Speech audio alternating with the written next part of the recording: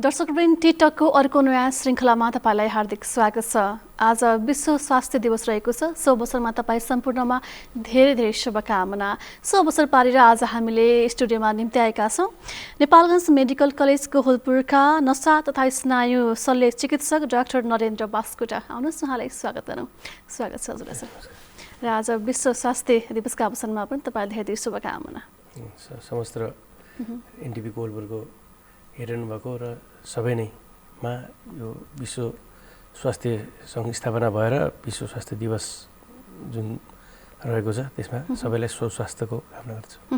एउटा व्यक्तिलाई स्वस्थ रहन मन लाग्छ, चाहना पनि हुन्छ होइन, नचाहँदा पनि त्यो विभिन्न रोगले ग्रसित हुनुपर्ने अवस्था आउँछ। सामान्य अर्थमा मान्छे स्वस्थ कसरी रहन सक्छ? अब मान्छेको शरीर भएपछि केही न केही रोगले समात्छ नै, तर अब त्यो एउटा बच्नको लागि एउटा त वातावरण सरसफाइ, व्यक्तिगत सरसफाइ र यसले चाहिँ शारीरिक रूपमा चाहिँ लाग्ने रोग रोक्छ भने मानसिक रूपमा स्वस्थ हुनु पनि अति जरुरी हुन्छ। आफ्नो मनलाई प्रफुल्ल पार्न प्रयास गर्ने र आफ्नो गलत विचारहरूलाई हटाएर पनि आफू मानसिक रूपमा स्वस्थ हुन सक्यो भने त्यसले इम्युनिटी बढाएर मान्छे स्वस्थ हुन सक्छ। यो शारीरिक भनौँ न एकदमै स्वस्थ हुन्छ नि, त्यो गाह्रो हुन्छ कि मानसिक स्वास्थ्य बिग्रिँदाखेरि एकदमै गाह्रो हुने अवस्था आउँछ? यो दुईवटा एक किसिमले फरक फरक पाटो पनि हो र एकअर्कासँग सम्बन्ध पनि छ। जस्तो शारीरिक रूपमा कोही बिमारी भयो, रोगहरू लाग्यो भने ऊ मानसिक रूपमा नि स्वस्थ रहन सक्दैन। र मानसिक रूपमा अस्वस्थ भएको व्यक्तिले आफूलाई विभिन्न किसिमले शरीरमा समस्याहरू छ भनेर भान पारिरहेको हुन्छ। एकअर्काको परिपूरक हुन्, तर चाहिँ त्यही हो। अब शारीरिक अस्वस्थताको लागि चाहिँ विभिन्न प्रिकसनहरू, सरसफाइदेखि लिएर अलिकति राम्रो खानपान, स्वस्थकर खानपान, यस्तो कुराले बचाउन सकिन्छ भने मानसिक रूपमा चाहिँ स्वस्थ रहनलाई एउटा शारीरिक रूपमा स्वस्थ नै हुनु पर्यो, थप उसको समाज, उसको वातावरणमा अलिकति आफूलाई एडजस्ट गर्ने, अलिकति त्यही हो सही कुराहरू चाहिँ सोचेर त्यसलाई आफ्नो मनमा आउन नदिएर आफूलाई अलिक प्रफुल्ल र स्वस्थ होइन सधैँ त्यो राख्न सकेमा ऊ मानसिक रूपमा पनि स्वस्थ हुन्छ। भनेपछि एउटा मानिस स्वस्थ रहनको लागि शारीरिक र मानसिक दुवै अवस्था चाहिँ सन्तुलित हुनु आवश्यक छ। हजुर। थोरै दैनिकीको सुरुवात गरौँ। तपाईँको दैनिकी कति बजे सुरुवात हुन्छ, कसरी सुरुवात गर्नुहुन्छ? अहिले अब बिहान 6-7 बजी उठेर म आफ्नो अब ड्युटी रहेछ, कल रहेछ भने त्यो कलहरू एटेन्ड गर्ने, कल नभएको दिन आफ्नो विशेष गरी केही अब कुनै अपरेसन छ भने त्यो अनुसारको तयारी, त्यसको अध्ययन त्यो विषय के रहेछ, वा होइन भने कुनै मनोरञ्जनका अब विभिन्न साधनहरू छन्, गीतहरू सुन्ने, त्योहरू गरेरै बिहान त्यसपछि अनि आफ्नो अफिसमा ओपिडी छ वा अपरेसन थिएटरमा जानुपर्ने छ, त्यो सकेर फेरि फर्केर आउने, फर्केर आएर कहिले के साथीभाइ भेट्नु छ कि अथवा कसैसँग केही भेट्ने एपोइन्टमेन्ट छ वा होइन व्यक्तिगत रूपमा के विचारहरू छन्, कहिले कतै भेट्न जाने भने कहिले घरमै बसेर आफूलाई मनोरञ्जन गर्ने हो। जस्तो बिरामीको सेवामा विगत लामो समयदेखि खटिरहनु भएको छ होइन, सेवा दिने व्यक्तिको एउटा बिदा भन्ने चिज, बिदा भनेर पनि कतिखेर जानुपर्ने हो भनेर चाहिँ थाहा हुँदैन अवस्थामा चाहिँ हामी जतिखेर पनि रेडी हुनुपर्ने अवस्था हुन्छ। कतिको गाह्रो हुन्छ त्यो अवस्थामा, कहिले काहीँ चाहिँ हुन्छ नि अब अफिसबाट हुन्छ नि अब अस्पतालबाट अब मेरो ड्युटी सकियो भनेर घरमा आएर आराम गरिरहेको अवस्थामा पनि कल आएको हुनाले अब कहिलेकाहीँ बिरामीको अवस्था एकदमै क्रिटिकल भयो भने फेरि पनि जानुपर्ने अवस्था आउनसक्छ।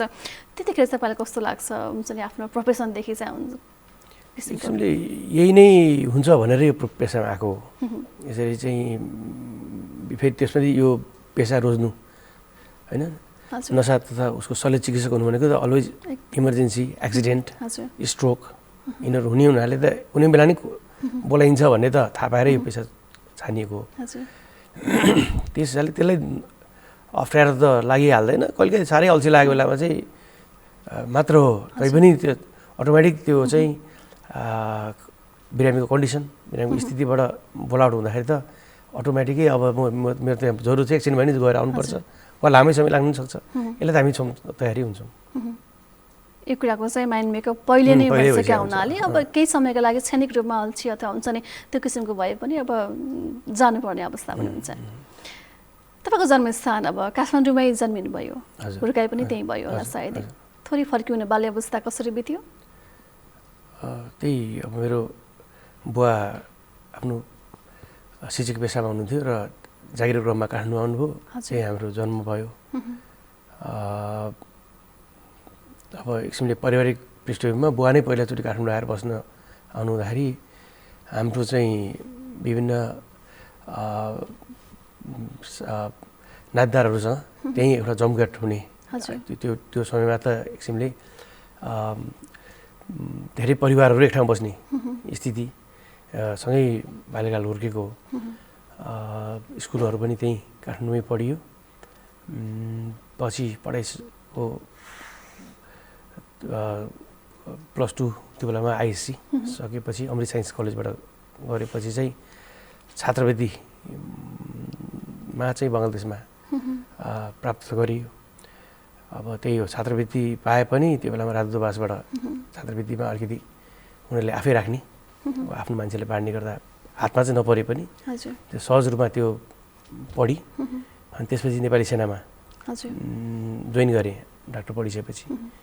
अनि त्यहीँबाट अहिले म आफ्नो प्रमुख सेनानीबाट अवकाश प्राप्त गरेँ। त्यसबिचमै मैले यसमा जेनरल सर्जरी टिचिङ अस्पतालबाट र MCS न्युरो सर्जरी वीर अस्पताल न्याम्सबाट कम्प्लिट गरेँ।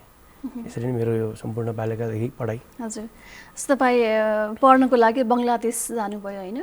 र हुन्छ नि अब नेपालीहरू पढ्नको लागि बाहिर गइरहेको अवस्था छ, अब डक्टरी नै भनौँ न होइन, अरू अन्य पनि छ विधा पनि।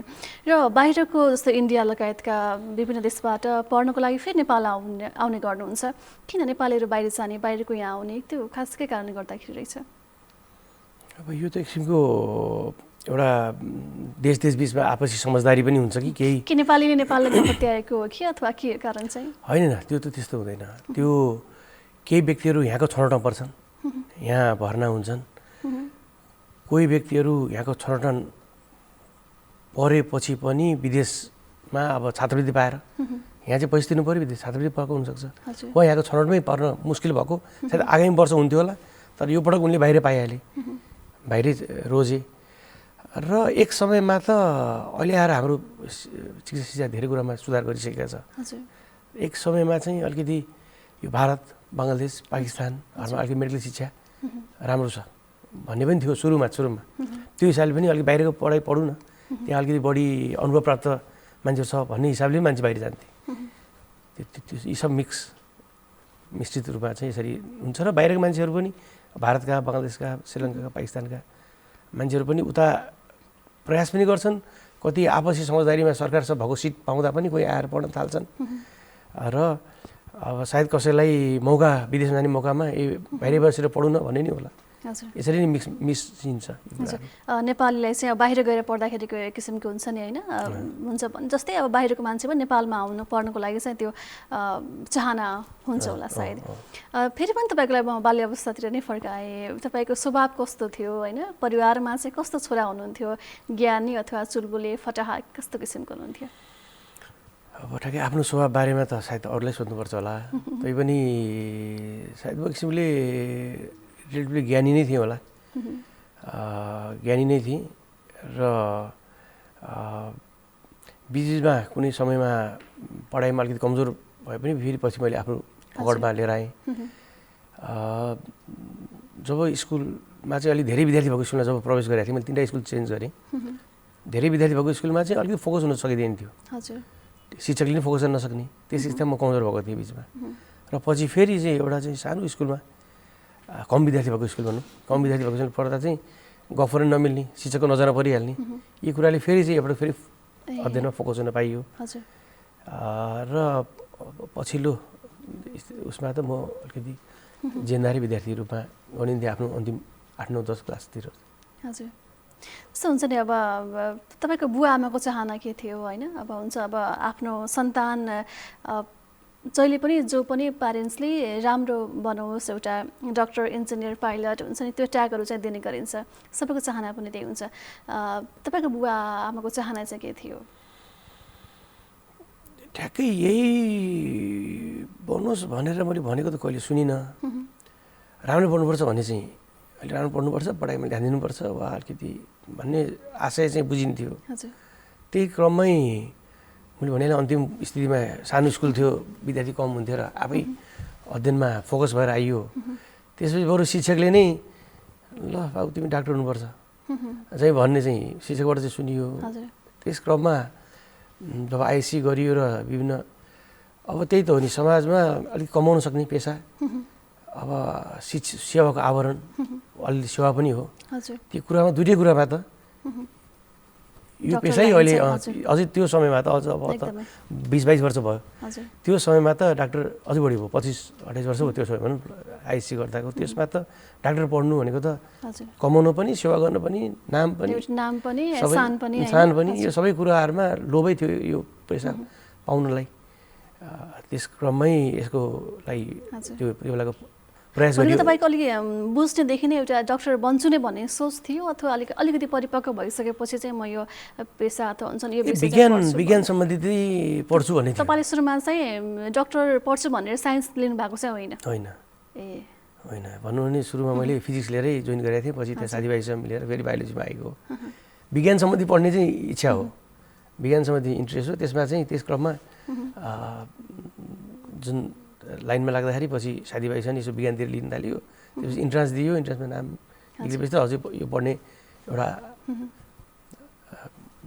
पाउनु पनि इच्छा पनि दुइटै मिल्न पुगेको। पछिल्लो समयमा त अब धेरै सेक्टरहरू छ होइन, पढाइको पनि कुरा गरौँ भने धेरै फ्याकल्टीहरू पनि अहिले आइसकेका छन्। टेक्नोलोजी कुराहरू पनि बढेको अनुसार चाहिँ अहिले जुन हिसाबमा चाहिँ पहिलाको बुवा आमाले अब समाजले डक्टर बनोस् भन्ने चाहना हुन्थ्यो, त्यो अलिक बिस्तारै चाहना छ एक ठाउँमा, तर पनि अलि अन्य अप्सनहरू पनि रहेका छन्। के कारणले गर्दाखेरि चाहिँ अब प्रायःको चाहिँ म डक्टर बन्छु भन्ने किसिमको चाहना उत्पन्न हुन्छ? कारण चाहिँ के हो? तपाईँले भनिसक्नु भएको छ एउटा नाम दाम पनि हुन्छ भनेर, त्यो अलावा चाहिँ के छ? चुनौती पनि होला नि?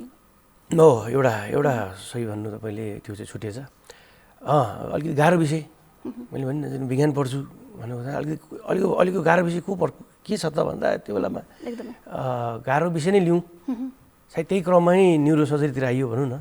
भने जहिले पनि मलाई चाहिँ अलिकति गाह्रो विषय कुन चाहिँ गाह्रो छ त भन्दै त्यो बेलामा विज्ञान वा त्यसपछि डाक्टरी इन्जिनियरिङ, त्यसपछि फेरि डाक्टरी पढेपछि पनि त्यसमा सर्जरी अलिक गाह्रै भनिन्थ्यो। त्यो भएर वा आफ्नो इन्ट्रेस्ट पनि त्यसमा आएको हो कि शल्य चिकित्सा। त्यसपछि फेरि सकिएपछि शल्य चिकित्साभित्र कुन भन्दा नसा अलिकति मुस्किल, मान्छेले अलिकति हतपति हात नहालिहाल्ने खालको। त्यसरी नै क्रेज बढ्दै गाह्रो पनि हो त मैले ठिकै भन्नु, एउटा अलिकति अप्ठ्यारै विषय नै लिउँ भन्ने नै भाव पनि हुनसक्छ उमेरभित्र। त्यो पढिरहेको अवस्थामा चाहिँ हुन्छ नि कहिलेकाहीँ त एकदमै गाह्रो अवस्था पनि भयो होला होइन, पढाइको कुराहरू भयो, त्यो कुराले चाहिँ मैले चाहिँ यो सब्जेक्ट नलिएको भए हुने रहेछ भन्ने कुरा, अथवा म फेरि पनि ब्याक जाउँ कि भन्ने त्यो किसिमको त्यो भाव कहिलेकाहीँ पैदा भयो कि भएन? मलाई चाहिँ त्यति भएन यो, तर कहिलेकाहीँ चाहिँ त्यो समयमा जब प्लस आइएससी गरिन्छ त्यो बेलामा एउटा अमेरिका जाने पनि एप्लाई गरिन्छ नि, त्यसमा चाहिँ एउटा चाहिँ अमेरिका नै मिलिसकेको थियो, यता यो पनि आयो। कहिलेकाहीँ चाहिँ जीवन सहज, छोटो समय पढेर काम गर्न पाइहाल्ने। किन यो पेसामा त 6 वर्ष एमबिबिएस गर्नुहोस्, त्यसपछि अर्को 6 वर्ष एमएस एमसिएस भनौँ, हाम्रो अर्को एमडी डिएम भन्दा लामो समय चाहिँ पढाइमै बिताउनु पर्ने देख्दा चाहिँ जीवन अडी सेटल हुन्थ्यो होला अरू विषय लिएको भए भन्ने चाहिँ जस्ट एउटा सोचाइ मात्र हो। होइन, म आफ्नै इन्ट्रेस्टमा यता आएको हुनाले, कसैको खास कर्का पनि थिएन, आफै छनौट गर्दै आएको हुनाले यसमा त्यो धेरै सोच्नु नै परेन। मैले चाहिँ आफ्नै रुचिबाटै आएको पेसा पऱ्यो यो।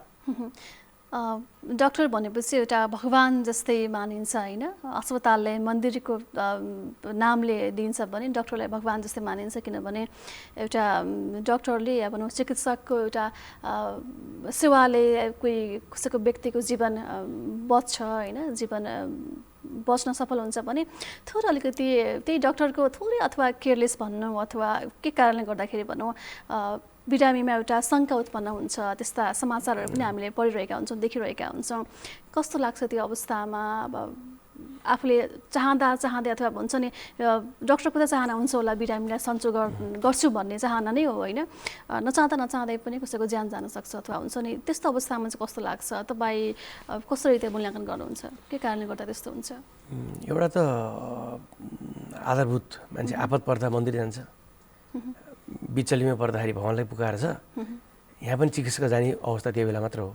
यसरी चाहिँ एक किसिमले चाहिँ चिकित्सकलाई भगवान् भनेर भानी परेको हुनसक्छ। तर अब भगवान् त कसैले देखेको छैन, सबै पुरा गरिदिन्छन् भन्ने हो। तर चिकित्सक एउटा मान्छे हो, एउटा प्राविधिक, कहिलेकाहीँ यसरी बुझिनुपर्छ लाग्छ मलाई। एउटा प्राविधिक व्यक्ति हो, ऊ समस्या जीवनको समस्या लिएर गएको छ। गाडी बिग्रेर त मेकानिक जान्छ, तर गाडी बन्ला नबन्ला कहिले बन्दैन भन्दा हामी ठिक छ बनेन अर्को किन्नुला भन्ला, जीवन त अर्को किन्न सकिँदैन। त्यसमा यो पेसा अलिकति जटिल त छ, तर चाहिँ यसरी यो एउटा प्राविधिक पेसामा गएको छु, यसमा चाहिँ 100% सफल त केही चिजमा हुँदैन भने यसमा पनि हुँदैन भने बुझ्नुपर्ने हुन्छ। र कस्तो कन्डिसनमा छ, के सफल हुने कस्तो स्थिति छ कि छैन, सफलै नहुने स्थितिमा अस्पताल गएर त्यो आश गरेको छन् कि त्यस क्रममा चाहिँ उपचार क्रममा नि 100% सफल भन्ने चिज हुँदैन। प्रयास गरिएको हुन्छ र असफलता त लगभग अझै नसा सम्बन्धी उसमा त 30-40% त असफल हुने नै केसहरू हुन्छन्। ठुलो चोट, एक्सिडेन्ट, ब्रेन स्ट्रोक होइन, अब मेनिन्जाइटिस, इन्सेफेलाइटिस जस्ता दिमागकै सङ्क्रमण, नसाकै सङ्क्रमण, अन्त कतैको सङ्क्रमण भयो काटेर फालिन्छ पनि निचरिन्छ।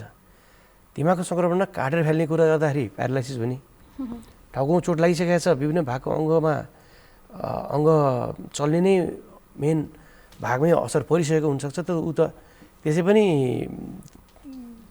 30-40% त आउँदा नै अब चाहिँ नहुने स्थिति, वा बाँच्यो भने पनि प्यारालाइसिस हुने स्थिति वा अचेत हुने स्थितिमै आएकै हुन्छन्। भन्दा कुन कन्डिसनलाई म सम्पूर्ण रूपमा ठिक हुन्छु भन्ने, कहिलेकाहीँ त बाँच्नु मात्र ठिक मानिन्छ अचेत अवस्थामा, कहिलेकाहीँ प्यारालाइसिस भएर बाँच्यो भने पनि ठिक मानिन्छ। भनेपछि कहिलेकाहीँ चाहिँ सुधार पनि हुन्छन्, नहुन त होइन होइन। ती यस कन्डिसनमा चाहिँ र अब तपाईँले भनिहाल्नुभयो सफल, कति कन्डिसन चाहिँ एकदम उपचार गरेरै सफल हुनसक्छ भने केही त कमी कमजोरी छ नि सबैतिर। कमी कमजोरी नभएको पेसा कुन छ र? कमी कमजोरी नहुने, कहिलेकाहीँ जे चिज दबाई खाँदा तपाईँको 30%ले असर गर्छ, उल्टी आउँछ होइन, त्यसले रियाक्सन गर्नसक्छ। थापै हामी दबाई चलाउँछौँ, कति दबाईले रगत पातलो गर्छ त रगत बगेर मान्छे मर्न सक्छ। त्यो पनि रगत पातलो चाहिने हुनाले पातलो गर्छु भन्दा यी पनि हामीले बुझ्नुपर्ने हुन्छ कि हरेक चिजहरूको 20-25%, 10%, 15% यसका आफ्नै साइड इफेक्ट छन् भने समाजबाट पर्फेक्ट कसैबाट नि हामीले नछानिकन त्यसलाई अवलम्बन गर्न सिक्नुपर्ने हुन्छ। र यो अविश्वासको कुराहरू र कहिलेकाहीँ यी क्लासहरू जुन हुन्छन् त्यसमा आर्थिक बाटो पनि लुकेर बसेको हुन्छ। जस्तो तपाईँले हेर्नुहोस्, म त पहिला सेनामा नि काम गरेँ, त्यहाँ फ्री ट्रिटमेन्ट छ, केही पनि लाग्दैन तपाईँको दबाई खाना, त्यहाँ धेरै हङ्गामा भइरहेको हुँदैन, कमै हुन्छन्। किनभने आफ्नो त आर्थिक बाटोमा त मान्छे गाह्रो भएन। यहाँ चाहिँ मैले खर्च गरेँ, अब उठ्नु पऱ्यो, कि बिरामी हुनु पऱ्यो कि चाहिँ मेरो खर्च उठ्नु पऱ्यो, यी कुराले नै हामीलाई चाहिँ यो यस्ता कुराहरू चाहिँ जसरी नै बाँच्नै पर्छ। पैसा खर्च भइसक्यो, अझै यो नसा सम्बन्धीमा तपाईँको पैसा नै खर्च हुन्छ, मान्छे पनि नउठ्न सक्छ। यी सबै कुराहरू हामीले बुझ्यौँ भने, यी सबै बुझ्यो भने सायद यी कम हुन्छन् होला। जस्तो हुन्छ नि, अब तपाईँ अघि नै भनिसक्नुभयो, अब बिग्रेको गाडीको त्यो अलिकति म फेरि उदाहरण दिन चाहेँ।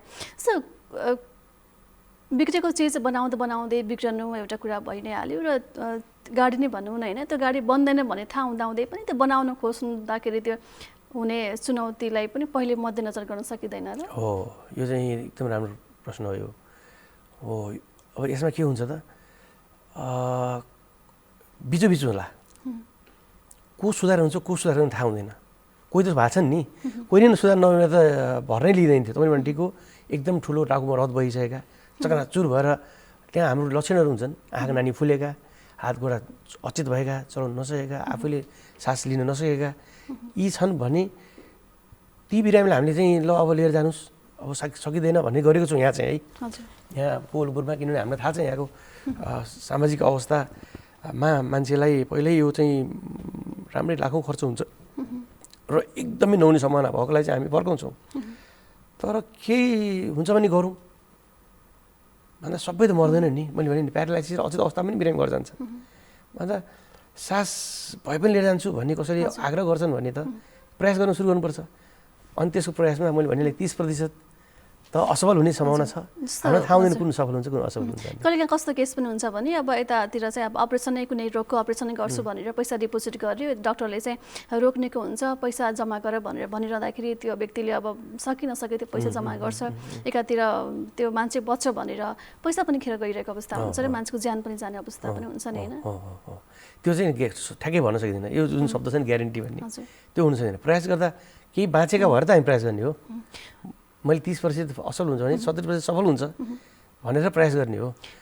अब त्यसमा त असफल भयो भनेर पैसा फिर्ता गर्नु हुँदैन, त्यो त खर्च भइसक्यो। तपाईहरुले कुनै पनि अपरेसन गर्दाखेरि 100% ग्यारेन्टी भनेर चाहिँ गर्नु हुँदैन। 100 त होइन, तपाईको कति पर्सेन्ट लिनुहुन्छ ग्यारेन्टी? 70-80%। यो ग्यारेन्टी भने 70% सफल हुन सक्छ। कुनै त 40-50%, कुनै कन्डिसन त 50%, कुनै कन्डिसन त त्यस्तो 50% भन्दा कम पनि हुन सक्छ। जस्तो टाउकोमा भयङ्कर ठुलो एनेरिजम फुटेर रगत चाचुल्लो भएको छ भने त प्राय ती बिरामीहरू 25% बाटोमै मर्छन्। अर्को 25% अस्पतालको क्रममा मर्छन्, अस्पताल भर्ना क्रममा मर्छन् भने 50 त मर्नेवालै छन् ती। अर्को 25% अपाइज भएर बाँच्छन् भने 25% मर्छन् फेरि अस्पतालको उपचारपछि। भने चाहिँ हेर्नु त कति यो केसमा त 25% मात्र हामीले रिस्क लिएका हुन्छ। 75% त उसको कि त अपाइज कि त मर्नु नै छ। यस्तो केसहरू भन्नुहोस् त कसरी चाहिँ लिइसकेपछि 25% त बाँच्ने सम्भावना भयो नि। कहिलेकाहीँ हामी 25% भित्र पनि अपरेसन गर्नतिर लाग्छौँ, जबकि थाहा छ हामीलाई 75% यो राम्रो कि त प्यारालाइसिस मृत्यु हुनेवाला छ। कि नगर्नु त 25% चान्स भएको लागि छुँदै नछुनु, यी कुराहरू पनि छ। पक्कै पनि कोही पनि यो पेसामा आबद्ध हुनुहुन्छ भने कोही पनि बिरामी चाहिँ स्वस्थ भएर फर्कियोस् भन्ने चाहना हुन्छ होला, हुन्छ पनि होइन। नचाहँदै पनि त्यस्ता केसहरू आउँछन्, त्यो आफैमा पनि एउटा दुःखद कुरा नै हो। तर कहिलेकाहीँ हुन्छ नि अब अपरेसन गर्दाखेरि त्यो आन्द्रामा भनौँ त्यसमा चाहिँ कैँची बिर्सनु, त्यस्ता सामग्रीहरू पनि पछि फेला पर्नु, त्यस्ता कुराहरू पनि आए, त्यो भनेको चाहिँ के हो नि? एउटा कुरो के हुँदो रहेछ भने हाम्रो दिमाग चाहिँ नेगेटिभ कुराहरू चाँडै सोच्छौँ। किन सोच्नुपर्छ भने त्यसले चाहिँ हामीलाई प्रोटेक्टेड बचाउँछ। बाटोमा एक्सिडेन्ट पर्ला कि एक कसैले गाडी छोयो भने तपाईँ जिन्दगीभरि त्यो बाटोमा जाने तर्सिनुहुन्छ। उल्टोले हानेको कुरो बिजुली तर्सिन्छ भने जस्तो आगोतिर जानु भएन। अब यसरी नेगेटिभ कुरा हाम्रो दिमागमा चाहिँ रहिरहन्छ, राम्रो कुराहरू त बिर्सिनुहुन्छ। तपाईँलाई कसैले चाहिँ के राम्रो गर्यो, गुण लगायो, कसैले तपाईँलाई राम्रो गर्यो भने तपाईँ धेरै बेर टिक्दैन, किनभने तपाईँलाई त्यसले बचाउनेवाला छैन। तर नेगेटिभ कुरा हाम्रो दिमागमा रहिरहन्छ।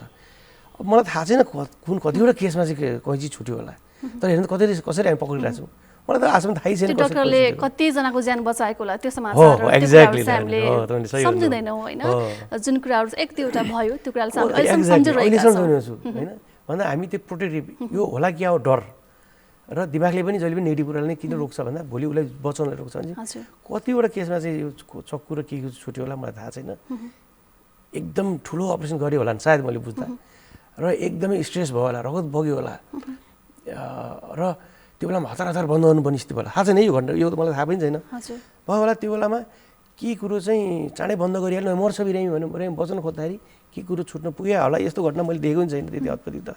तर त्यस्ता घटना चाहिँ हुन्छन् जुन चाँडै बन्द गर्नु पऱ्यो, जीवन बचाउनलाई चाँडै मेसिनमा राखिहाल्नु पर्ने। अब चाँडै सकौँ अपरेसन, ट्रमा सर्जरीहरूमा चाँडै अपरेसन सक्नुपर्ने हुन्छ। किन जति ढिला गऱ्यो त्यति चाहिँ हो। यस्तो कन्डिसनमा सायद छुट्न पुगेको घटनालाई लिएर सधैँ यो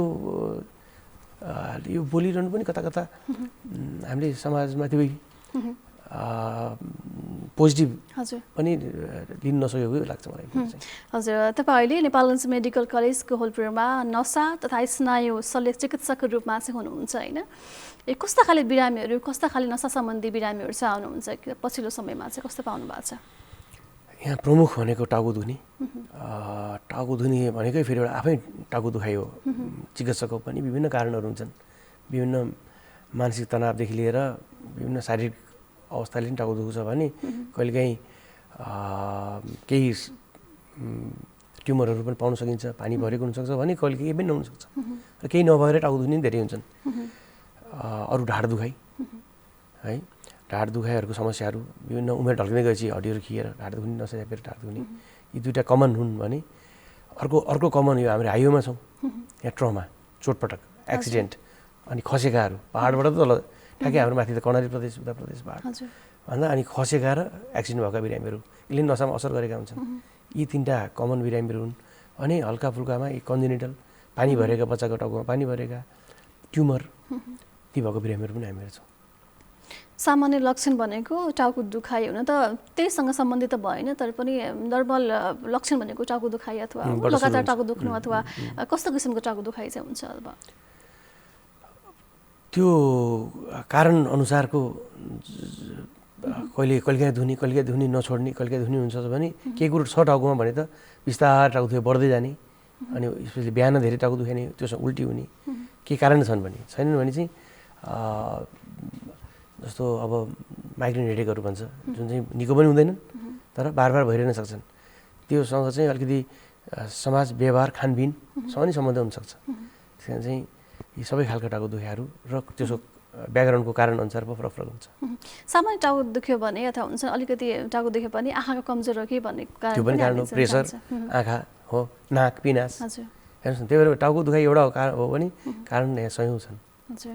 सो यसबाट बस्न चाहिँ हामीले सावधानी कसरी अपनाउन सक्छौँ? हुन्छ नि पछि आउने रोगका लागि चाहिँ हामीले अहिले नै सावधानी अपनाउनको लागि चाहिँ के कुरा चाहिँ हामीले गर्नुपर्छ, के कुरा चाहिँ अप्लाई गर्नुपर्छ लाइफमा?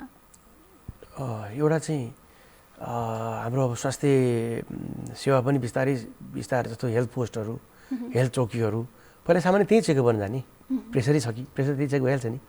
हामी एकैचोटि ठुलो सेन्टरमा गएर जोसाएर धेरै खर्च गर्नुभन्दा सामान्य प्रेसर, आँखा, होइन, पिनास यस्तै कुराहरू, चिनी, सुगर, अब उमेर ढल्केको मान्छे नि सुगर, प्रेसर यिनीहरू पनि चेक गरेर नै धेरै कुराहरू कन्ट्रोल गर्न सकिन्छ है। त्यसपछि अर्को यो कुरा गरेर स्वस्थ जीवनयापन, स्वस्थकर खाना, आफूलाई प्रफुल्ल मुद्रामा राखिरह्यो भने नि होइन, चिन्ता लिन सकेन र चिन्तालाई एभोइड गर्न सक्यो भने पनि त टाउको धुने एउटा कारण त्यही हुन्। अनि यसरी नै हामीले धेरै कुराहरूलाई आफै कन्ट्रोल गर्न सक्छौँ। अब त्यसपछि चाहिँ भएन, त्यति गर्दा पनि भएन, यो दुख्यो भने त अब पत्ता लगाउन जानु पऱ्यो, त्यसपछि अनि अगाडिका अस्पतालहरूमा। कुनै पनि रोग लाग्नुभन्दा अगाडि चाहिँ हामीले सामान्य कुराहरू चाहिँ जीवनमा लागू गऱ्यौँ भने, स्वस्थ जीवन अपनायो भने विभिन्न रोगबाट चाहिँ मुक्त हुन सक्छौँ। सामान्य कुराहरू होइन, उमेर ढल्किँदै गएको छ भने सुगर, प्रेसर चेक गर्नुहोस्, आफ्नो नजिकै सकिसक्यो भए धेरै पर जानु पर्दैन, अलिकति तौल घटाउनुहोस् होइन, अनि स्वस्थकर खानाहरू, चिलो तारेका भुटेका यीहरू बन्द गर्नुहोस् र यसो याद गर्नुहोस् आफूलाई केले चाहिँ असहज गरिरहेछ, यी कुराले धेरैको रोकिहाल्यो नि होइन। त्यसपछि बाँकी रहेकोहरू मात्र अनि जोसन आउँदाखेरि त्यसमा केही कुरो भेटिन्छ पनि र त्यसको अगाडि उपचार पनि सफल हुनसक्छ। तपाईँ त अब स्नायु शल्य चिकित्सकको रूपमा पनि हुनुहुन्छ होइन, कतिजना जति बिरामीहरू आउनुहुन्छ शल्यक्रियाको लागि चाहिँ दैनिक रूपमा अथवा हुन्छ कसरी त्यस्तो डाटा त्यस्तो कुनै लिनुभएको छ? ओपिडीमा 25-30 हो भने अब मैले भने हाइवेमा भएको लागि इमर्जेन्सीमा हाम्रो केस बढी आउँछन्, ट्रमा, एक्सिडेन्ट सबभन्दा बढी चाहिँ ट्रमा चाहिँ यहाँ चाहिँ एक्सिडेन्टहरू नै प्रमुख हुन्छन्। ढाडका चोट, टाउकोमा चोट लागेकै इमर्जेन्सीमा एउटा चाहिँ लगभग सायद हामीसँग 25-28 जना बिरामी आइसियू र वार्ड गरेर दैनिक रूपमा यहाँ भर्ना हुन्छन् भने 20-25 जना 30 जना ओपिडीमा आउँछन्। त्यो अपरेसन गरे पश्चात चाहिँ कति दिन जति बस्नुपर्ने हुन्छ? त्यो रोगको प्रकृति अनुसार हुन्छ, प्रकृति अनुसार, चोट अनुसार, चोटको गम्भीरता अनुसार कति त लामै समय 15-20 दिनै आइसियू बस्नुपर्ने हुन्छ, त्यसपछि वार्डमा अर्को 15-20 दिन 1-2 महिना बस्नुपर्ने हुन्छ। र सामान्य खालको छ भने त 1-2 दिन आइसियू, केही दिन वार्ड, त्योभन्दा नि सामान्य छ भने आइसियू बस्नै परेन, वार्डमै बसेर सामान्य उपचार गरेर जान सकिन्छ।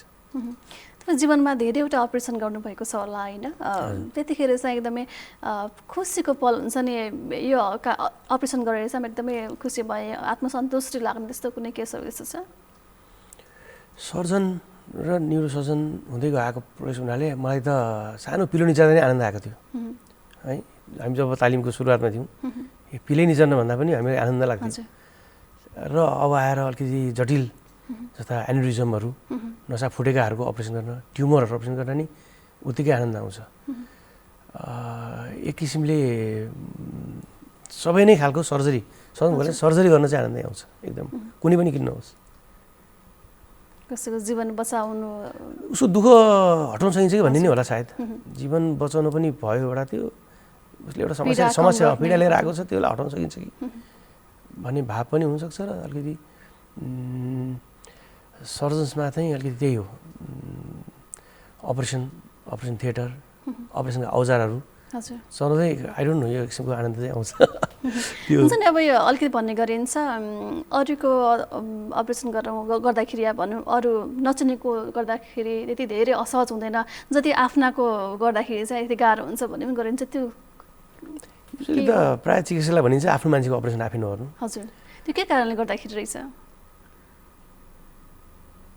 यो सायद हामीले अपरेसन थिएटरमा अझै आफन्त नै राख्नु दिँदैनौँ कहिले आफ्नै हुन्छ नि हजुर मेडिकल पर्सनकै व्यक्तिको अपरेसन हुँदैछ भने तपाईँ बाहिर बसिदिनुहोस् नबस्नुहोस्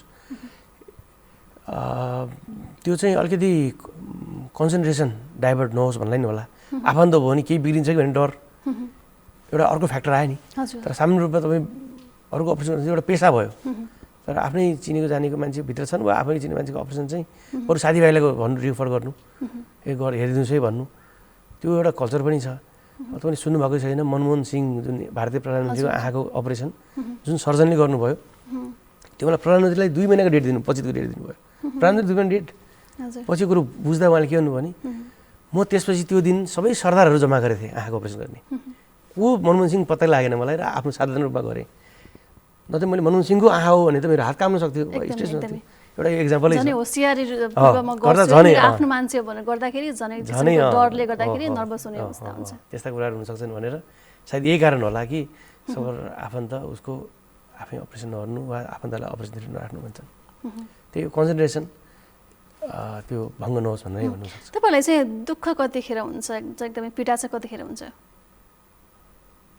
त्यही हो अब यो पेसाको कुरा गर्नु छ भने त अहिले भनिहाल्नु तपाईँले कि हामीलाई थाहा हुन्छ यो बिरामी 25% मात्र बाँच्नेवाला छ हामीलाई थाहा नगर्नु भएन अनि अझै हाम्रो नसा सम्बन्धी रोगहरू त कतिवटा न्युमोनिया डेभलप गर्न थाल्छन् आइसियुमा छाती जसको तागतै छैन उसले छाती खगार गरेर हटाउनु सक्दैन अन्त हामीले बिस्तारै थाहा हुन्छ यो बिरामी अब राम्रो हुँदैन भन्नु नि बिरामीले भन्छौँ अब राम्रो नहुने लक्षणतिर जानेछ है भन्छु त्यो बेला चाहिँ अलिकति अझै ठुलो अपरेसन गरेको कन्डिसनमा अलिकति ठुलो अपरेसन गरेको कन्डिसनमा अब बिरामीको नउठ्ने स्थिति देख्न थाल्यो भने त्यो बेला चाहिँ अझै थप यो अझै यो सेन्टरमा त पैसा पनि नाश हुँदैछ बिरामीको एकदमै उठ्दैन भन्ने नै आफूलाई अनुभव हुँदैछ त्यो बेला चाहिँ अब के भन्ने त लग भनिहाल्नु मिलेन उपचार क्रम हुन्छ कहिले उठ्छन् पनि फेरि तर पैसा पनि खर्च भइसकेको हुन्छ यो जब उसको चाहिँ स्थिति बिग्रिदिएको देखिन्छ त्यो बेला चाहिँ पीडा दिक्क हल्का कल्काइ त दिक्कै भनौँ न त्यो पीडा दिक्क चाहिँ लाग्न थाल्छ त्यो हुन्छ त्यो चाहिँ साह्रै नराम्रो लाग्छ त्यो बिरामीको आर्थिक रूपमा चाहिँ पैसा पनि खेर गइरहेको छ ज्यान पनि बचाउन नसक्ने स्थिति बढी सम्भावना अब यो उठ्दैन भने थाहा हुँदैन थालेपछि चाहिँ अनि त्यो बेला चाहिँ नराम्रो लाग्छ अझ पनि हुन्छ नि अब नजिकको तीर्थ हेला भने जस्तै गरेर होइन यहाँ पनि विशेषज्ञ चिकित्सकहरू हुनुहुन्छ अस्पताल पनि 101 निर्माण भइरहेका छन् पनि तर पनि हुन्छ नि अब काठमाडौँ जाने लखनऊ जाने जुन प्रवृत्ति छ नि त्यो के कारणले गर्दाखेरि हो एउटा त सुरुमा अब विकास क्रममै यहाँ अलिकति त्यति चिकित्सकहरू आइपुग्नु भएन जाने ट्रेन भयो एउटा त्यो भयो अर्को कुरो चाहिँ अलिकति बढी चिकित्सक अलिक बढी कति ठुल्ठुला अस्पतालहरू उतै बढी छन् जहाँ डेभलप भयो त्यहीँ ठुल्ठुला छन् यता भयो भने त्यसलाई चलाउँछु त्यता भने त्यता चलाउँछु अप्सन धेरै भयो त्यो कारणले नि जाने अर्को सामाजिक प्रतिष्ठा मसँग सम्पत्ति छ किन चलाउँछु होइन मैले त अझै सुरुदेखि नै काम गरेँ त्यहाँ बिरामी त गाडी स्टपै नगरिकनै त्यहाँ हुन्छ हुँदैन भन्नुहोस् अनि त यहाँ बस्नु भयो त म त नेपालमा गइहालेँ म सुरुबाट नेपाल जाने म त्यही सुरुबाट नेपाल जाएँ अनि मलाई बिरामी जचाउनु थालेँ अनि मैले भने त्यहाँ पनि हुनुहुन्थ्यो एकजना डाक्टर साहब देख्नु भएन हामी त्यहाँ जचाउनु त्यो पनि मै थिएँ यो पनि मै थिएँ अनि मकाएर यहाँ अपरेसन गराउनु भयो तर सुरु त हामी त्यहाँ देखाउनु थियो व्यक्ति त मै थिएँ नि त्यहाँ बिचमा मैले अब नरिकनै काम गरेँ काठमाडौँमा सबै यहाँका बिरामी बाहिरका बिरामी सबै बिरामी त्यहाँ आउँथेँ अनि सामान्य कुराहरू हुन्थ्यो त्यहाँ किन देखाउनु भएन हामीलाई त्यहाँ विश्वास छैन भन्ने किसिमको एउटा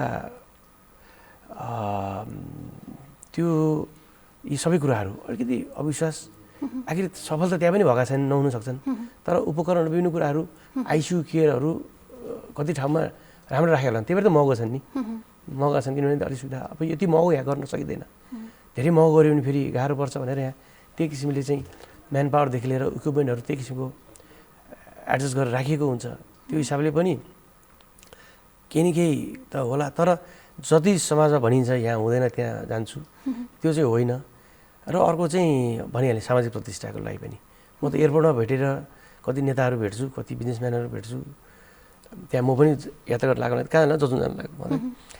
तपाईँहरूले एकपटक अझै कलाकारहरू पनि भेटेँ मैले, यतिपटक यताको अस्पतालमा भनाएर उपचार गरेर निस्किदिनुहोस् न, ताकि तपाईँले उपचार गर्नु भने यो हुँदो रहेछ, हामी पनि उपचार गर्छौँ भने एउटा लिडर्स नेताहरू र कलाकारहरू त्यो समाजका ऊ पनि हुन्, पथ प्रदर्शक पनि हुन् हुनाले उनीहरूले नै एउटा चाहिँ यहीँ जचाएर गरिदिनु भयो नि हुन्छ भने रिक्वेस्ट पनि गरेको छु मैले कतिपटक एयरपोर्टमा भेट्दाखेरि जाँदाखेरि। तर अब त्यही हो, मेरो क्षमता छ भने प्रदर्शन पनि देख्छु म, अलिक दम्ब पनि देख्छु बाहिर जाने, सबै मिसिएर। अनि सायद तपाईँ के कमी थियो र यहाँ जजाइस भनेर अलिकति हामीले पनि यहाँ अलिकति त्यस्तो बिरामीहरूलाई उच्च स्तरीय अस्पताल ल ठिक छ, कर्पोरेट हस्पिटलहरू एकदम सरसफाइ होटल जस्तो हस्पिटलहरू हुन्छ नि होइन, एकदम 5 स्टार होटल जस्तो हस्पिटलहरू पनि त्यहाँ बनाउन हामीले सकिरहेको छैनौँ, त्यो पनि एउटा फ्याक्टर होला। त्यस्तो थोरै अलिकति कमी कमजोरीहरू पनि देख्नुहुन्छ कि हुँदैन एज अ प्रोफेसनल डक्टरको हिसाबले अब एउटा अस्पतालको कुरा गर्दाखेरि आफूमा त्यो कमजोरी अस्पतालको कमजोरी होइन, अब बाहिर जाँदाखेरिको पैसा त जान्छ नै होइन, यहाँ पनि जान्छ, तर त्यही अनुसारको समय हुन्छ नि, अब समयको वेस्ट हुँदैन त्यहाँ भन्ने बित्तिकै अलिकति ठ्याक्क टाइममा चाहिँ हुन्छ, अब यहाँ लाइन लाग्नुपर्ने त्यसमा पनि हुन्छ नि, अब एक किसिमको त्यो मिचाहाट प्रवृत्ति छ अझै पनि कायमी छ। कमी कमजोरीलाई कसरी हामीले गर्न सक्छौँ? कुनै पनि पेसामा कमी कमजोरी बिनाकै पेसा छन् भनेर त केही पनि भन्न सक्दैन, त्यही भएर त्यो पनि स्वीकार गर्नुपर्छ हामीले। त्यो कमीसँग हाम्रो के फाइदा छ त? आफ्नै घरमा उपचार गरियो, आफ्नै मान्छे कुरुवा पाइयो, आखिर यहाँ पनि सबै कुरोहरू मैले गरेको छु, यसरी नै बुझ्न सकेर अब भएन भने एकपल्ट सल्लाह लिने नि, के गर्नु त अब यति भयो अलिकति ठिक हुनु सकेन, त्यसपछि जान सकिन्छ नि, त्यस जान सकिन्छ। किन मैले त बिरामी भेटेकै छु नि, यहाँ अविश्वासमा गएर लखनऊ काठमाडौँ गएका र फेरि त्योभन्दा बिजोग स्थितिमा फर्केर आएर फेरि केही दिन भर्ना गरिदिनुहोस् र हामीले बुझ्यौँ, बरु गएर पो बिगारेको क्या हो भनेछन्। एउटा त्यो भयो भने अर्को चाहिँ तपाईँले उखान सुन्नुभएको छैन, कुनै चटकहरू देखाउने ठाउँमा चाहिँ 500 रुपियाँ टिकट काटेर भित्र घुसायो, कान बटारेर भित्र घुसायो, लात हानेर बाहिर निकालिदिँदाखेरि उसले बाहिर 500 रुपियाँ खर्च भएपछि भन्दैन कि मलाई भित्र केही पनि राम्रो मजा आएन, कान पनि निमेट्यो, लात पनि हान्यो, किन उसको पैसा खर्च भएपछि मूर्ख भन्छ। भने हामी मूर्ख भएर फर्किँदा पनि भनेर हिँड्दैनौँ नि, के गवाएँ भन्छ नि उखान छ नि, पैसा नि खर्च गरेँ मूर्ख पनि भएँ भनेर आफूलाई प्रकट गर्न नसक्ने भएर पनि कतिले यी कुराहरू चुपाएर बस्छन्। एउटा त्यो हुन्छ भने अब नेपालबाट आइसक्यो काठमाडौँमा आइसक्यो भने चाहिँ अलिकति धेरै इन्भेस्ट गरिदिनै पऱ्यो, पैसा त खर्च गरिदिनु पऱ्यो, किनभने एउटा चिकित्सकलाई अविश्वास गरेर आएको छ। अब त्यो हिसाबले पनि धेरै इन्भेस्टिगेसन सिधै गरिन्छ। हामी यहाँ प्राइमेरी गर्छौँ, सामान्य टाउको दुख्यो एउटा सामान्य टाउको दुख्यो दबाई सुरु गरौँ न एकपटक, त्यसपछि भएन भने अब अनि इन्भेस्टिगेसनतिर लागौँ, अरू टेस्ट गरौँ भन्न पहिलो अस्पतालमा त्यो प्रयास गरिन्छ भने टर्सरी सेन्टरमा बसेको अस्पतालले त ल यो त 2-3 ठाउँमा जचाएर आइसकेको छ भनेपछि उसलाई एउटा समग्र रूपमा टेस्ट गरिन्छ नि। यसरी पनि उसले चाहिँ ओहो मलाई यहाँ सबै कुरो हेरियो, त्यो त हेर्नै पऱ्यो नि त्यहाँ बसेपछि त, किनभने सामान्य टेस्ट गरेर आइसकेको छ, त्यसरी पनि फरक पर्न सक्छन्। त्यहाँ चाहिँ म त भन्छु एकपटक सबैले यहाँ सामान्य उपचार गरेर हेरौँ, भएन भने त्यो त कम व्यक्ति हुन्छन् होइन, नआत्तियौँ एउटा।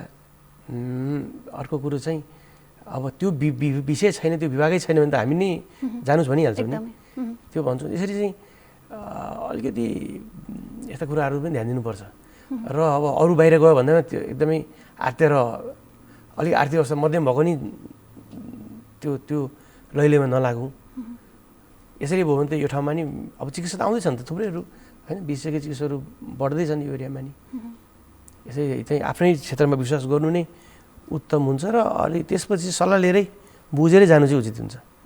त्यस्तो हुन्छ नि, अब बिरामीले चाहिँ एउटा चाहिँ चान्स पनि दिनु पऱ्यो होइन, र नजिकै जाँदाखेरि एउटा समय पनि बचत हुने भयो, र केही परिहाल्यो भने फेरि पनि हामी डक्टर कहाँ गएर सल्लाह लिन सक्ने अवस्था पनि भयो। र एउटा अस्पतालले एउटा डक्टरले चाहिँ विश्वसनीयता बन्नको लागि चाहिँ के कुरामा ध्यान दिनु पर्ला?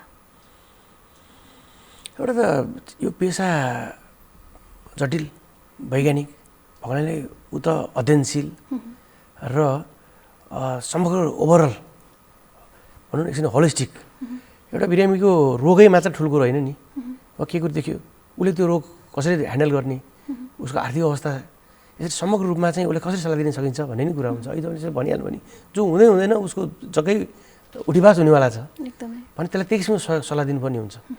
भने यसरी चाहिँ एउटा चिकित्सकले पेसै मात्र, त्यो किताबै मात्र, त्यो त महत्त्वपूर्ण आधार त भयो नै, ऊ त अध्ययनशील त हुनै पऱ्यो, उसले त्यो विषयमा त सम्पूर्णमा जानेको त हुनै पऱ्यो, पहिला त एक नम्बर त यही भइहाल्यो।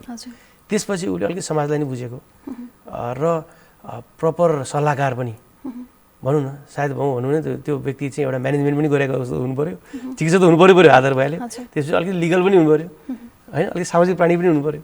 यी सबै कुरा मिसियो भने सायद उसले चाहिँ त्यो बिरामीलाई सही सल्लाह र विश्वास जित्न सक्छ। कुनै कुनै बिरामीहरू हुन्छ नि, अब अहिले पनि हामीले कुरा प्रसङ्ग जोडिसकेका छौँ, यता चाहिँ बिरामीहरूको भर्ना गर्ने बेडमा हुन्छ, सबभन्दा पहिला चाहिँ पैसा डिपोजिट गर्नुपर्ने भयो होइन, त्यो पैसा डिपोजिट नहुँदासम्म त्यो बिरामीको चेकजाँच हुँदैन या पनि अपरेसन थिएटरभित्र लगिँदैन। त्यो अवस्थामा एज डक्टरको हिसाबमा कसरी लिनुहुन्छ? त्यतिखेर त्यस्तो केस भएको छ कि छैन? एउटा यो पेसा नै ठुलो कुरा हो, मानवीय धर्म भन्ने चिज हुन्छ कि हुँदैन, कसरी? अब यसको लागि त यो तपाईँले त अब एकदमै यो राज्यले सोच्ने पनि कुरा गर्नुभयो। शिक्षा र स्वास्थ्य दुईटा राज्यले नै ग्यारेन्टी लिनुपर्ने हुन्छ होइन। यसको विषयमा आन्दोलन पनि भइरहेकै छ विभिन्न। हाम्रो श्रद्धेय गुरु गोविन्द केसीले नै यही कुरा उठाइरहनु भएको छ कि हरेक प्रदेशमा एउटा सरकारी मेडिकल कलेज किन त चाहियो त? यो भन्दा आर्थिक अवस्था कमजोर हुनु पाएको छैन वा यो प्राइभेट इन्स्टिट्युटमा आयो भने यो कुरो बुझेर अब तपाईँ म त्यो साथीलाई भनिदिन्छु त्यता जानुहोस्, अगाडि त्यता बढ्नुहोस्, एउटा ब्याकअप त हुनु पऱ्यो नि। आर्थिक अवस्था कमजोर हुने बित्तिकै एउटा सरकारले इन्सुरेन्स गर्नु पर्दैन। यता इन्स्योर्ड चिजहरू सबै अलि स्वास्थ्य बिमा त छ, तर त्यसले सबै कभर गर्छ गर्दैन, त्यसका आफ्नै कमी कमजोरी र त्यसका गलत प्रयोगहरू पनि भइरहेका छन् होइन। त्यो कसरी सञ्चालन गर्नु पर्थ्यो त्यो पनि एउटा आफ्नै पाटो हो भने सरकारी संयन्त्र खै त? तपाईँले जुन भन्नुभयो एउटा केही व्यक्तिले सेयर हालेर केही कुरो चाहिँ सेवा दिउँ भनेर लगानी गरिरहेको छ, त्यो लगानी मूलक छ भने यसमा त उसले त पुरै फ्री गरेर कर्मचारी कहाँ पाल्ने? त्यो चाहिँ लिजमा लिएको जमिनहरूको कसरी तिरेछ? त्यो पाटो छ उसको त, उसले त सम्पूर्ण रूपमा फ्री नगर्न सक्छ। फ्री गरेर भने त ऊ होइन, उसले त्यो फ्री गर्नलाई त बसेको होइन। तर फ्री गर्नलाई जुन करबाट सरकार भनेको छ यिनले क्वालिटीका स्कुलहरू, क्वालिटीका त्यही स्वास्थ्य शिक्षा, क्वालिटीका होइन अस्पतालहरू बनाउनलाई किन कमजोरी गरिरहेछन् त भन्दा केही न केही यता झस्कने हो कि चिकित्सकलाई दोष दिनु? चिकित्सक एउटा औजार मात्र हो, ऊ त मोबिलाइज हुने हो। उसलाई सरकारी सेवामा दिनुहोस्, ऊ फ्रीमा उपचार गरिरहेको हुन्छ। उसलाई प्राइभेटमा लिनुहोस्, उसले केही न केही चार्ज नलिकन त गर्न सक्दैन, किनभने उसले यहाँ भनिन्छ डाक्टरले पैसा लियो होइन नि, त्यो संस्थाले पैसा लिएको हुन्छ ताकि त्यो संस्थाका सबै व्यक्तिहरूले त्यो संस्थाका औजार किन्नलाई प्रयोग हुन्छन्, ती अवस्थाका कर्मचारीलाई तलब दिन प्रयोग हुन्छन्, अस्पताल सञ्चालन प्रयोग हुन्छ नि। त्यो त एउटा त्यसरी नै चलेको हुन्छ। त्यो देखिँदा पो एउटा चाहिँ फिज अपरेसन चार्ज त्यो डिपोजिट राखेन भने त भोलि कसरी चाहिँ बाँकी भित्रको मान्छेले तलब खान्छन्, कसरी औजार किनिन्छ, कसरी नयाँ सामग्रीहरू किनिन्छ, कसरी त्यो विकास गर्छ होइन, यसरी नै बुझिनुपर्छ। र त्यसकै लागि नै तपाईँले भनेको प्रश्नको लागि नै सरकारी संयन्त्र अति मजबुत हुनुपर्छ शिक्षा र स्वास्थ्य क्षेत्रमा। राज्यले यसतर्फ चाहिँ सोच्न आवश्यक छ र पछिल्लो समयमा थोरै काम पनि गरिरहेको छ होइन, विभिन्न अस्पताल निर्माण भइरहेको छ। देश संहितामा गइसकेपछि हरेक प्रदेशमा एउटा विशेषज्ञ सेवा सहितको अस्पताल निर्माणको प्रक्रियामा सरकार छ र सरकार सँगसँगै हामी सबैजनाले चाहिँ आफ्नो तर्फबाट चाहिँ पहल गर्न आवश्यक छ। सम्पूर्ण रूपमा आखिर सबैको दायित्वै हो। हजुर, समाजले शिक्षा र स्वास्थ्य राम्रो पाएमा त्यसको यो जग मानिन्छ अगाडि बढ्नलाई, त्यसपछि विकासहरू हुन्छ। त त्यसमा यो सबैको आफ्नै दायित्व हो, त्यसमा त पर्छ नि। हामी कार्यक्रमको अन्त्यमा आइसकेका छौँ होइन। अन्त्यमा चाहिँ थोरै म अलिकति जोड्न चाहेँ, तपाईँको हुन्छ नि अब कहिलेकाहीँ लाग्दो होला आफ्नो जीवन पनि अलिकति प्राइभेट लाइफ होइन, अलिकति यो कामबाट थोरै पनि अलिकति फ्रेस हुन पाए हुन्थ्यो भन्ने पनि लाग्दो होला, कसरी चाहिँ लिनुहुन्छ? अब हुन्छ नि कामै रमाउनु भएको छ होला पक्कै पनि, तर पनि कहिलेकाहीँ त्यस्तो हुन्छ कि हुँदैन?